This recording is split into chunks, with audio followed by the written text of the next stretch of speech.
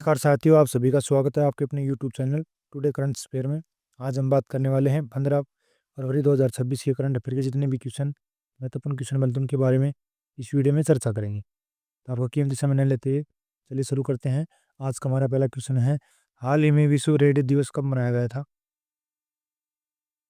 इस क्वेश्चन का option B सही जवाब है।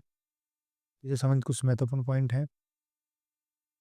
इस साल की थीम है radio and artificial intelligence. AI tools note द्वारा जारी किया गया है।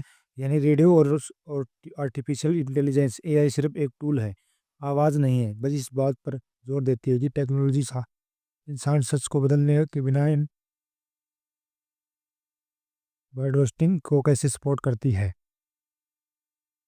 ब्रॉडकास्टिंग को कैसे सपोर्ट करती है। नेक्स्ट क्वेश्चन है, हाल ही में कार्यस्थल पर महिला की सुरक्षा पर एक राष्ट्रीय सम्मेलन कहाँ आयोजित किया गया है आयोजित हुआ है? तो इस क्वेश्चन का सही जवाब ऑप्शन सी दिल्ली के अंदर हुआ है। कार्यस्थल पर महिलाओं की सुरक्षा से संबंधित कार्य राष्ट्रीय सम्मेलन का आयोजन हुआ है। नेक्स्ट क्वेश्चन है, हाल ही में भारत और किस देश के की एयरफोर्स ने एक पॉइंट एयर एक्सरसाइज इन इन सिटू की है? तो इन सिटू की किसने की है? तो इस क्वेश्चन का सही जवाब होगा थाईलैंड ने की है। भारत और थाईलैंड की एयरफोर्स ने joint air exercise in Situ की है। नेक्स्ट क्वेश्चन है, हाल ही में किसे सांग कैंडल मानवतावादी पुरस्कार 2026 द्वारा प्राप्त हुआ है? तो सांग कैंडल किसे प्राप्त हुआ? तो इस क्वेश्चन का सही जवाब होगा ऑप्शन सी उपरोक्त दोनों को, ए और बी। आर वेंकटेश को और हरिप्रिया अरविंद को प्राप्त हुए। इससे संबंधित कुछ महत्वपूर्ण जानकारी है।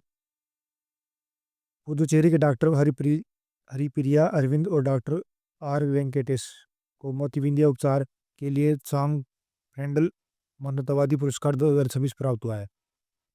ASCRAS फाउंडेशन द्वारा दिए गए पुरस्कार के तहत अरविंद आई केयर सिस्टम को $1 लाख का वित्तीय सहायता मिली है।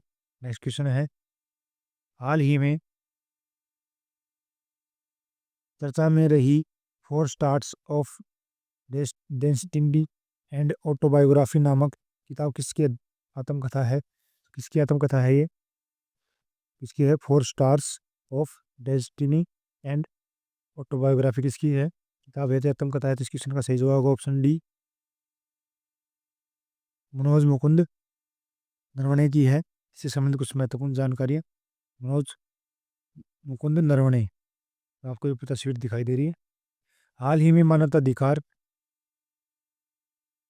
पहल सम्मेलन का तीसरा संस्करण किस देश में आयोजित किया गया है? तो कि कहाँ पे किया गया? तो क्वेश्चन का सही जवाब होगा सऊदी अरब के अंदर किया गया। सी बी ऑप्शन क्वेश्चन का सही जवाब है। हाल ही में शोधकर्ताओं ने किस राज्य के स्तरीय तटीय इलाकों में समुद्री कीड़ों की दो नई प्रजातियां खोज की है? तो किस राज्य की शोधकर्ताओं ने समुद्र तट के इलाके में दो समुद्री कीड़ों की खोज की है? तो इस क्वेश्चन का सही जवाब होगा पश्चिम बंगाल के राज्य के शोधकर्ताओं ने किया है।